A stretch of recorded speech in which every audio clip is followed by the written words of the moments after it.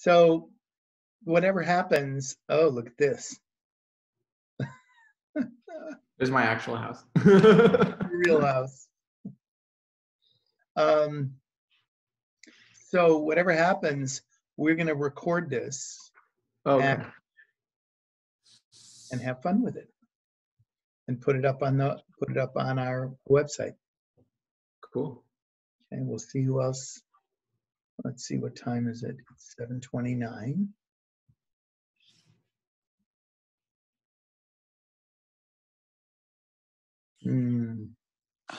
Hi, Denise. Hi, Rabbi Dan. How are you? I'm well. How are you? Good. Good.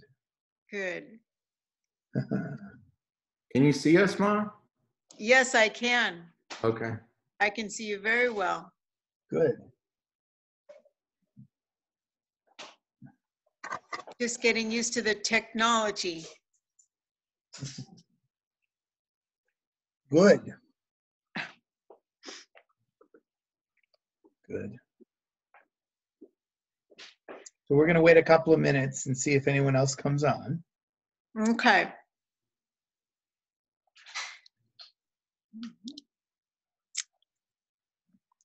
I got the sweetest email from a guy. So we're delighted to be here today with Jason Zavaleta, who grew up in Beth Chaim congregation, son of Denise Zavaleta. And Jason, so many of us watched Jason as he dreamed of becoming a filmmaker in high school and after. And with his talent and his perseverance, he has become a real director. Karen Carter, I'm going to admit. Great. Another person. Lovely. So we're here with Jason. Jason has directed and produced his first feature film called I Wrote This For You. It's a very, very ambitious and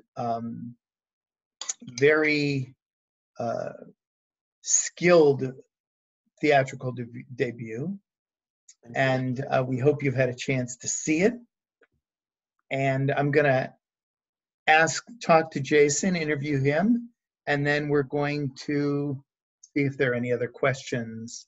So first of all, so glad you could be here, Jason. Thanks for having me. Sure. And congratulations. What a wonderful accomplishment and the beginning of what we're sure will be an auspicious and wonderful career as a director, producer. So talk about how this project originated, if you would. Yeah, I Wrote This For You it really started as a series of notes, actually, from the writer Brendan Keogh-Cook, who also starred in the leading role of Hunter. He had been collecting in his 3 years of living in Los Angeles at the time and working in a restaurant. He had been collecting these stories, these anecdotal stories of things he had witnessed in his life and in his experience in Los Angeles. And at some point, he had spoken with me and we were talking about, let's do a first feature and what was it going to be, and we didn't know, and I wanted to do something with poetry at the time. And then all of a sudden he reached out to me and said, I think I can do something with this film, with these stories that I have. Let me do something. And I think it was maybe 2 months, February, it must have been February 2017, and April 2017, he handed me a script. And my paternal grandmother had passed away that January, and I had been her primary caregiver for the last 4 years of her life. And she, because of my limitation taking care of her, I wasn't able to start a feature and do that while she was alive. And I promised her that I would do a feature that year. And so I was really eager to find something. And so when Brennan handed me the script in April, I was really excited because I read it and the character was so in line with where I was at in my life, kind of lost, challenged, looking for a light. And then there was poetry and there was humor and a subtleness about the narrative that I really just appreciated. And I read it and I called him immediately and I said, okay, this is it, we can do this. And then committed to doing that project. And between April and September, we did pre-production, we raised the funds, and what would have been my grandmother's 95th birthday, November 13th, 2017, we started principal photography, shot 14 days. So how, wasn't it, it's tough enough to get funding for a film project, your first film project, how did that happen? It was such a short period of time. It was so auspicious. I've heard stories, I've been in Los Angeles 2 years, not even within my first 4 months of coming here did I do my first feature. And I know people here have been trying to raise funds for features 10, 15 years. It's not uncommon. This film was funded entirely on private equity. So my producer, Matt Stoner, was really kind of the one who led the charge in that and was able to get us started between April and September, just private equity, $180,000 he found. Wow. So it was really, really, really auspicious. And I don't think I ever really pitched the film. I think I just told the story about why I was making it with my grandmother and that sort of thing. And everyone who I told that story to just showed up and wrote a check. So it kind of made me think that, if you're doing it for, I don't want to say the right reasons, because I think everyone could be doing something for the right reason, but this particular project was really a passion project from the heart, and everyone who I spoke to about it knew that and got it and wanted to contribute. So talk about what was, since the funding came together so quickly, what was the most challenging part of the project? The most challenging part was navigating the length and the amount of material that was being done. So before I wrote this for you, I had been doing short films that I think probably had a maximum shooting time of maybe 3 days. So this particular project, shooting 14 days, ultimately 20 days by the end, there was so much to manage in my mind as the film's director in terms of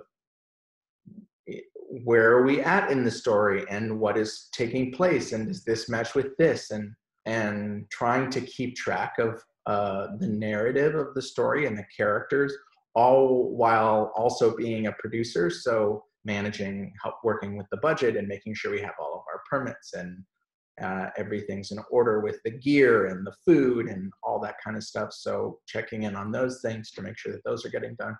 So the capacity that I had to have to keep balanced of everything while simultaneously leading this thing forward and as its creative head was probably the most challenging.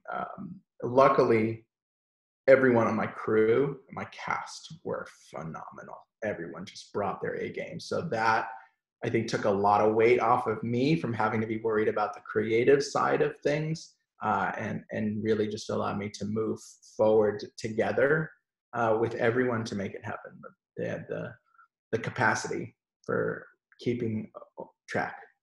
It's probably the most. So you say you shot for 20 days. Over what period of time? Principal was 14, so the main period of shooting was 14 days. We did that November 2017, and then we did we did a number of cuts. We did a screening, and then we did reshoots. And reshoots and pickups, we did 4 days, and then we did 1 day of aerial cinematography. Wow. So what was the most surprising part of this in your first inaugural venture into feature filmmaking?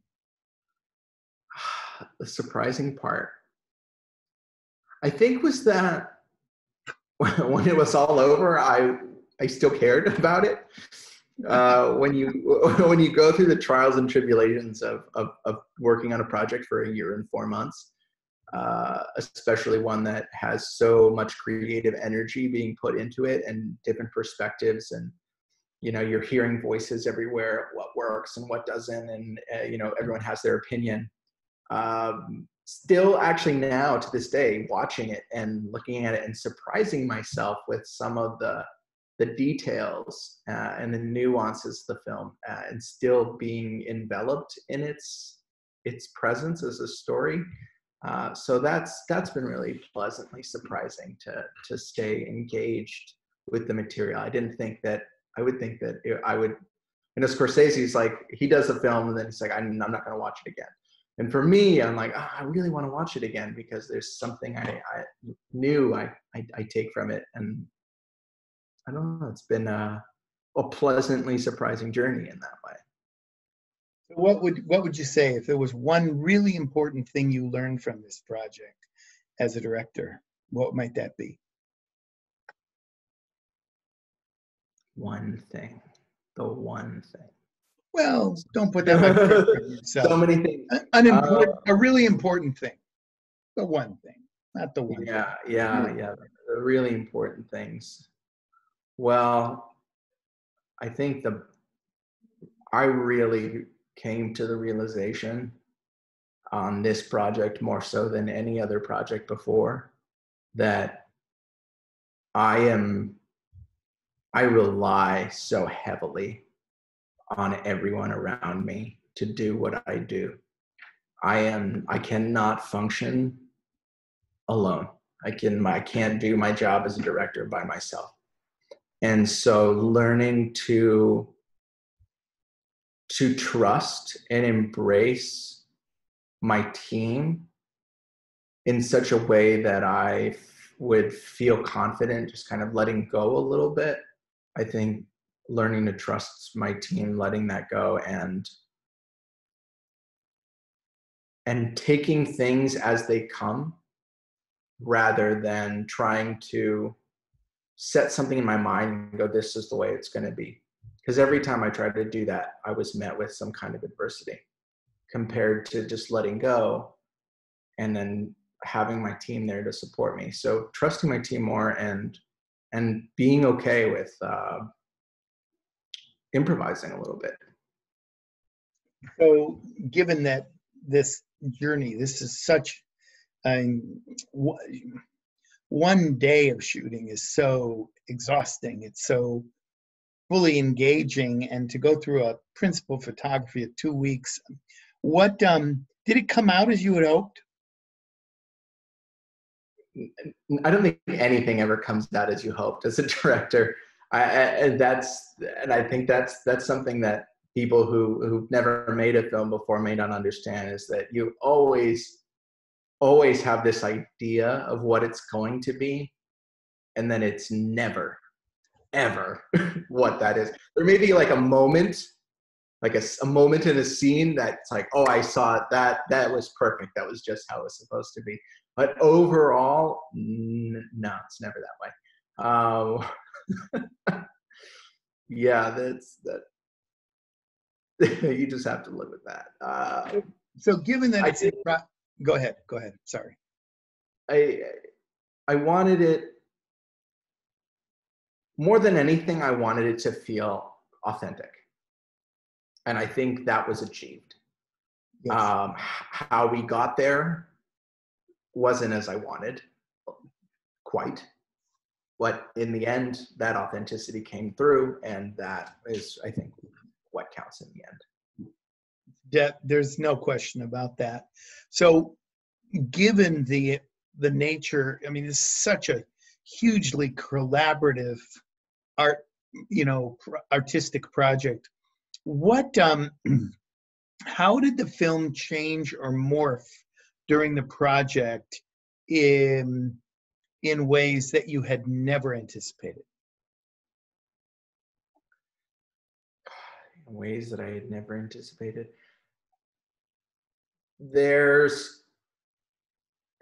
In my previous work, anything that was shot, scenes that were shot were always used. In this particular project, there was a sequence of shots that were supposed to take place inside of Hunter's head. And these sequences were very uniquely designed. They took place inside of a staged set that was rounded and painted to look like the inside of a brain. And we had VFX, like, the electric magnetic impulse in the brain, and we had a table in the middle, and there was 7 parts for the parts of the brain, and they were having these conversations from inside of his mind. At one point in the third sequence, he actually falls into his own mind, and they're like, "What are you doing here?" And it was very sort of visceral, surreal experience. And I was really excited about this content, and we had put so much time and effort into making this set. I mean, I think the whole set piece and all that together, plus the visual effects, I think it was $34,000 was that entire sequence. Wow.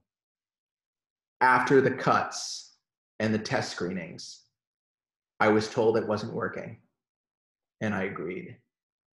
And we made the choice to completely cut all that material out. Mm-hmm. Wow. And losing the money, losing the material, that was hard. It was really hard to look at it and go, it is better without it. As much as I wanted it to be the right fit for the material, it wasn't. And it took you away from the story. And story is king in cinema. And so that was surprising. I thought we were going to use it. I thought it was going to be a big hit, and it completely fell on its face. Mm. Hard. So, having created this film, and you've been in numerous film festivals all over the world. What's the most compelling feedback you've received about the film to date? Most compelling. Well, just this week, I got an email from someone I've never met who discovered the film on Amazon, and he wrote me a poignant note about how beautifully subtle it was, that along with how this man who would send me this email, the film made him reflect on his own journey of how he interacts with people in the world, and how much he contributes doing good things, which, as you've seen the film, anyone who's seen the film, doing good things is a big part of Hunter's life, and how he reflected on that and what it meant in terms of how he would interact with people, and what was he missing that was right in front of him. And he got to thinking about that. So that was really beautiful. And then at our first screening, a local government official from Virginia had come to the screening, and after the screening, he had come up to me because I was talking about the theme of grief and reconciling with how we deal with those who we love who are either no longer with us, living or not, but no longer in our lives, period.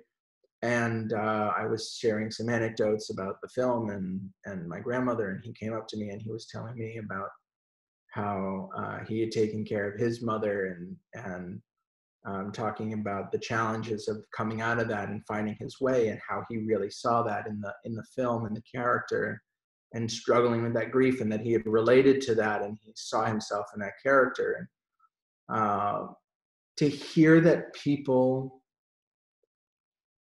relate on such a personal level to where they are seeing themselves in the film and the character and the themes. I think that's the greatest feedback I've gotten. That it's real for people. I think that's all I ever really wanted, was for it to not to seem like an entertaining, I don't want to say joke, but like, ha ha ha, it's a movie, but like that there was something real behind that for people. And that not only did they connect with it, but it therefore created a chain reaction in how they thought about their real life. And that was beautiful. So Lovely. I love hearing that. So you know this film better than anyone. You lived it, you conceived of it, you crafted it, and artists are typically the most critical viewers of their own work. So now, from where you stand, what changes would you have made knowing what you know now, in retrospect? Are there any significant changes you would have made in the film? The real question is, with the material that I had or the material that I didn't have? Those are two separate kind of questions, because there's what you had, like there's what you wish you had gotten and what you have to work with. Right. And I think it's very easy to say, I wish I had so much more time to get the material as I wanted it to be. So putting the impossible aside, with the material that I had. Yes. That's a tough question, because I remember in our schedule, we were getting to the end of post-production, at least editorial. The timeline was, coming to a close. This was the time to lock picture. And I remember going through and wanting to watch it 4 or 5 times. And then I would sit there with the editor, and I would throw out an idea, and I'd suggest something here and there. And she did a couple things. And at a certain point, she stopped. And she turned to me and she said,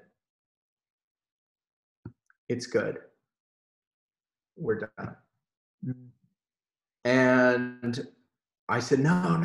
Like, we have some more time. There's things we can do. Let's try this. Let's try that. And she said, "No, it's good. Trust me." And I think that's I would have liked to try some different cuts in terms of how the material was pieced together. Trying to rearrange some of the poetry things and that sort of thing. Honestly, one of the things that I would have really liked to do is just get some ADR done.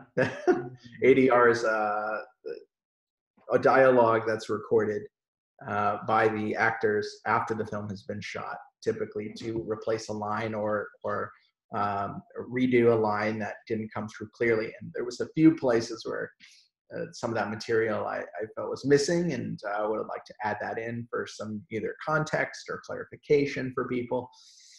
So that would have been nice to have. It's I struggle with that, because you look at the material as the director and you go, I wish we did that differently. And at the same time, I look at it and I go, no, my editor is right. Like, it works. It does work in the context of the film. I think that's one of the lessons too, is that what you have is what you have, and what you don't have is what you don't. and you can't make something with what you don't have.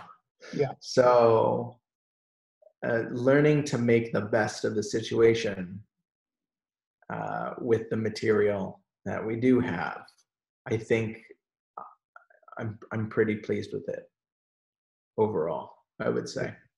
Good, you should be. So, the piece is about one of the, I mean, there's so many, the piece has so much dimensionality, but one of its strengths is that it both the hunter, the main character, and his friend group, are involved in spoken word poetry. And who wrote those pieces, and how did that all work out? Because it was such a strength of the film. Yeah, that was, so it was really important for me that we have an authentic live spoken word environment.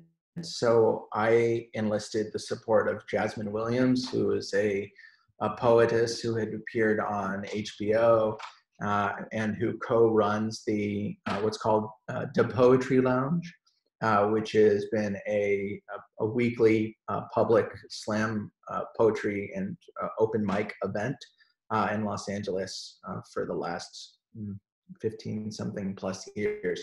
And her and that environment became the foundation for the Slam House.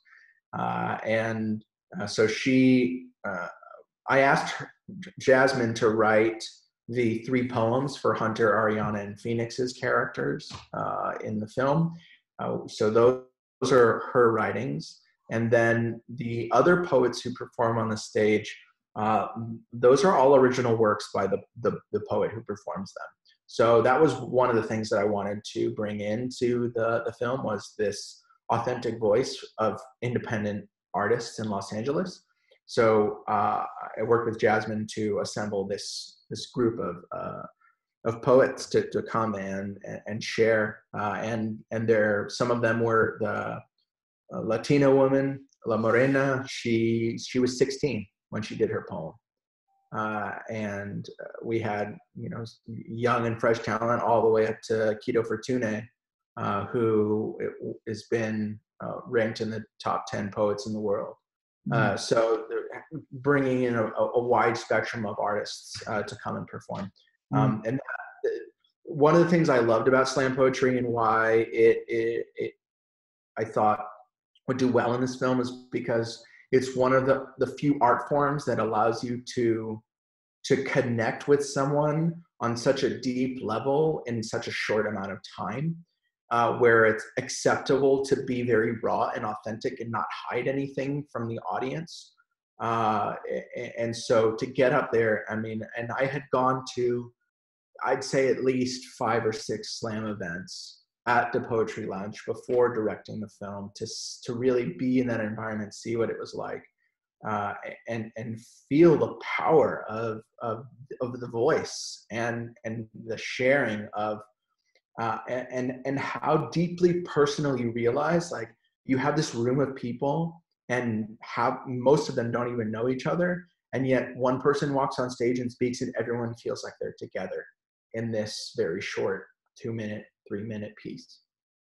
And then another person comes on and does the same thing, and the sentiment of community building that I felt that came from spoken word, I really wanted that to emanate, because that to me was the safety net that Hunter had to land on while he was going through this emotional turmoil. That was, again, such a powerful part of the piece, was that the slam poetry was really strong, and there was a sense of these people getting together and really being so vulnerable and so real and so nakedly honest. It's quite beautiful. Yeah. So Hunter, your main character, was also the writer. and Yeah. it's a very personal story. And so what was it like working with the writer, the main character, the protagonist, and doing that dance with him as the director? How talk about that a little bit. I was quite blessed in the sense that Brennan and I have been collaborating in a actor-director relationship for more than 10 years. So our understanding from actor to director was unimpeded by the fact that he was also the writer. He did a very great job of, once we got into pre-production and then absolutely by the time we got into production, that he had almost completely let go from his mind the fact that he had written the film, and was so deep into Hunter's character. And he had, he had shared with me that his concern was that, this was such a different character than he had ever really played before. Most of our characters from our previous works, he had been a villain, kind of aggressive character. And this was so much more subtle, toned down, very emotionally unstable. And so he was, he wanted to really ensure that he was able to focus on performance in that way. And so I think by doing that, he didn't feel the need to really, he trusts me in the way that, like, he knew I was going to take the material and represent it well. And so there wasn't really any kind of trouble in terms of having the writer as the lead. I think there was maybe one time on set when I asked him, we were getting ready to shoot a scene. I asked him what he meant by whatever he had written, and he clarified in that moment what that was, but then he just went back to being Hunter. So that was I was really lucky to have that situation. The challenging part, I think, was in the beginning when he was first writing it, and this was so deeply his story, and yet I wanted to bring in certain things in the story, and I think there was more challenge in the process of writing it, because he really wanted it to be a certain way, and there was things that maybe I wanted to modify a little bit, and he wanted it to be this way. And so at a certain point, I conceded and just said, okay, well, we'll do it that way then. And so some of you'd have to read the script, but some of the things that I wanted that weren't able to be written, I was able to incorporate in the directing through the sound or through the setup of the scene or things like that. So I was still kind of able to fill in the spaces, and in a way that he didn't feel like I was stepping on his toes. So it was a very collaborative process in that sense, and he understood. There were reasons why I had to do things, and I respected the fact that as the writer, he had to present the material as he wanted to present it. So that can be tough in a creative collaboration. So I think it worked out very well, all things considered. Great. So I wondered if we had any questions from other folks who are here for Jason. If you want to, there are any questions?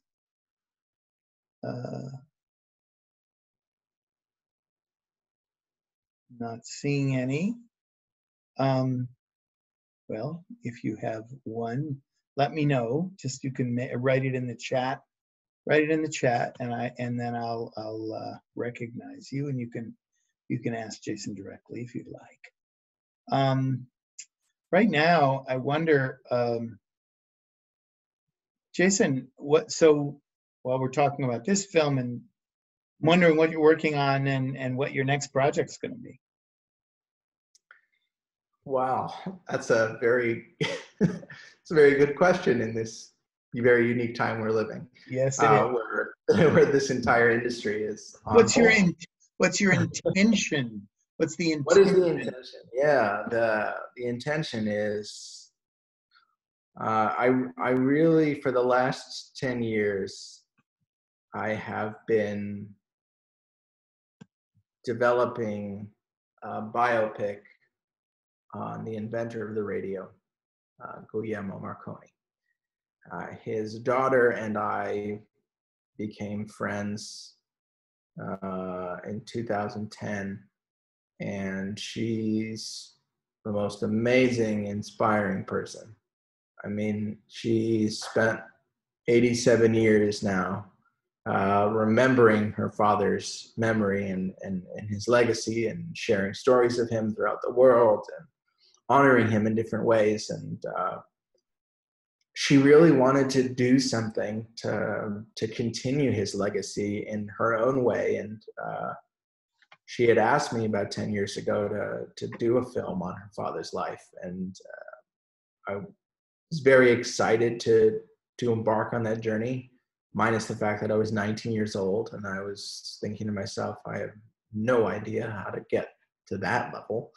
And now's the perfect time, because now I've done a feature. I wrote this reviews out there. People are liking it. You know, there's momentum. I've built my network's much bigger now, and so I have the ability to push to make this biopic happen. I have a writer, and we're writing the script and kind of figuring out what direction it's going to go in right now. Is it going to be a little bit more fantasy? Is it going to be more traditional biopic like King's Speech, Schindler's List kind of style? Or are we going to mix it up a little bit? So that process is good, but you know, I feel that is my priority, because I would like her to be in the film. And at 90, I don't want to take risks of pushing that out farther and farther and farther for her. So I'd like to get that going as soon as I can. That's probably my big one. And then Brennan and I are collaborating on another script for a film that will take place pretty much entirely in one shot, one take. That's been an ongoing project that's been written and rewritten, and now we're doing another rewrite for that. So that's an exciting one. And then I've got a sci-fi film on kind of the origin of Area 51 that is also being rewritten right now. So lots of writing. Irons in the fire.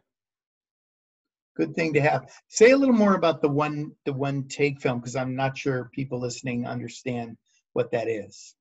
Yeah, so a take would be, you know, you call action, cameras rolling, and you do the scene, and then at the end of the scene, call cut, and that's the end of the take.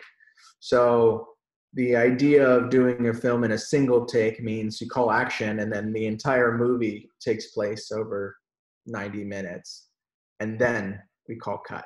So the camera's moving through the entire time, all 90 minutes of the film, but there's no cuts, there's no edits. It's in one, as we say. And the reason why that is because this is a film of a character with hoarding disorder who collects things in her house. And so that being a mental condition in the DSM categorized under OCD, I wanted to create an environment where we were trapped with this character. And so we're going to do it in one take to accurately represent the mindset that she is in, of always being stuck in her head in this space, to get you into that character's world a little bit more deeply. So very ambitious. Very ambitious. Yeah. Tremendous pressure on the actor, all the actors, and Yeah. the production team, and saves you a lot on the editorial. Yeah. Yeah. Very little time in picture editing, that's for sure. But yeah, I'm looking forward to it because it's something you don't see often, something you don't, and those who have attempted it, I've never seen it attempted in this way. So this is truly something fresh and new and exciting that I'm really excited about. My cinematographer, she laughs. She goes, "I would love to shoot this on film," and we joke because to shoot something on film, you have to have the film stock inside of a reel, and that's probably about this big. And to shoot one film in a continuous take, that reel would have to be yeah, too many reels, and you can't switch reels while the camera's shooting. So No, we joke, we would love to, but that's impossible. not So possible. the beauty of technology enabling us to be able to do this, we can, we have the capability with today's cameras to do a 90-minute take, in So 4K. you'll shoot on video? Yeah, we'll shoot digital. Mm, yes. Great. Great. So, Jason, so many young people have dreams, and, and they run into life, and life sort of knocks us off our feet and says, no, you can't do that. You can't do that. You have to get a real job, and you have to, it's not gonna work. Especially people who have um, propensities to work in the world of art, any form. It's the world says no, no, no, get a real job. Um, what talk about what has sustained you, and if you had something to share from your own experience of being able to live your dream of directing, of being a film director and persevering. um, how do you reflect on that, and what would you say to people who are struggling with their own dreams and trying to figure out how to realize them in not just now in this crazy, it's an insane time of pandemic, but in the normal crazy time of life? Yeah. Um, well, I'll start with the reflection of a story that happened to me. My first professional experience in filmmaking. My mom had sent me to a summer camp, a UCLA directing intensive program that took place 2 weeks in the summer, and while I was in high school. And I was so excited to really get into this world for the first time. And day one of this master's 2-week intensive program, you get in your group and you come up with a concept, you pitch it, and the professors have to approve your concept. And they said, because we only have 2 weeks, you have to get the approval today for your concept. And so we spent 3 hours, we went in, we pitched, and they all sat there and they went, "This is garbage. Drawing board, go back." So we did it again, come back a couple hours later. "No, guys, sorry, that's not working. You're gonna have to come up with something else." Back again. "You know what, guys, it really isn't doing it for us. So look, we're at the end of the day. You got one shot tomorrow morning to present us something different, otherwise we're sending you home." And there was panic, and a lot of fear. And every idea I had, I was so excited about and thought this was going to be really great. And they kept on shooting it down. And so we stayed up late in the night, got up early, and went in to go to the pitch meeting in the morning.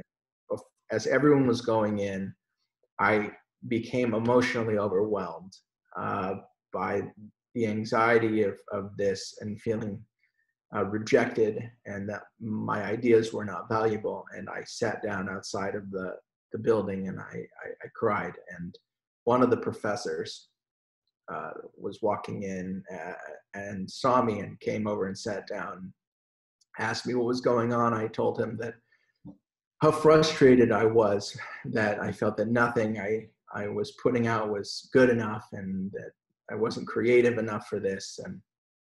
And he kind of smiled and laughed a little bit, and I looked at him and he goes, all of your ideas were cool. We purposefully told you they were terrible because we want you to know that when you go into this world, you're going to hear way more no's than you hear yeses. And if you really want to do this, take the no's, get better, be passionate, come back, and give them something to say yes to. And that was my first real professional lesson in what it takes emotionally to be in this work as an artist, especially in film, where you absolutely must convince others to agree with your ideas. You don't just get to, take a canvas and go paint somewhere. Like, this is reliant on a team of people. And so that lesson, and I think I kind of even talked about how that relates now into what I did with this film, that collaborating with the team. But that idea of knowing and maintaining this idea that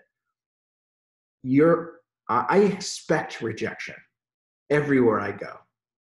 I expect to be told no. And when I'm not, it's surprising and it's wonderful and it's great. When I get it, no big deal. I've heard it before. So that resilience, I think sticks and stones. I remember hearing that as a kid, and then always being really affected by what people said. And I've learned to build a filter for those rejections, to look at when is someone rejecting it because they don't like it versus when are they rejecting it because it's really not well prepared. And filtering ideas and feedback and wanting to find a balance between opinion and fact. So that building of that resilience safety net that I have, I think is probably the most fundamental thing that allows me to push forward day after day, even though I know that there will be times when I will be told no, and some things may not get made. But this has happened to every single filmmaker. There's no way you get through a life of being an artist without having challenges and hardships and being met with resistance, and people telling you can't, or it's not a good idea. Maybe it's not to them, but it's that fueling of the spark. There's this, like, you go into this work, if you're drawn to do this kind of work, there's a spark inside of you, and it burns constantly. And it's what drives you to want to create something. And it's the voice, and it doesn't always yell at you. I think it whispers to you oftentimes when you're a creative, and having the patience and the compassion for yourself to nurture that spark and protect it, I think that's probably the most valuable thing young people and upcoming artists can do, is find that way, however you need to protect and nurture that piece of you. Because that's what, when that's powerful and protected, then no amount of rejection, money, lifestyle, none of that will collapse that spark. Well, that I think that's a beautiful, beautiful place to wrap this. Thank you so much for your time and your thoughtful responses and sharing your journey. It's a real pleasure. And yeah, we look forward to sharing this with others who watch it on our website. Yeah, the film just this week was moved to streaming for anyone who has Amazon Prime. So anyone who has Amazon Prime can watch it for free. So with that, how wonderful. More accessible. We wish you all the success with this film and with future projects. You make us all proud. Thank you so much, Jason. Thank you. Take care. Take care. All right. Bye-bye.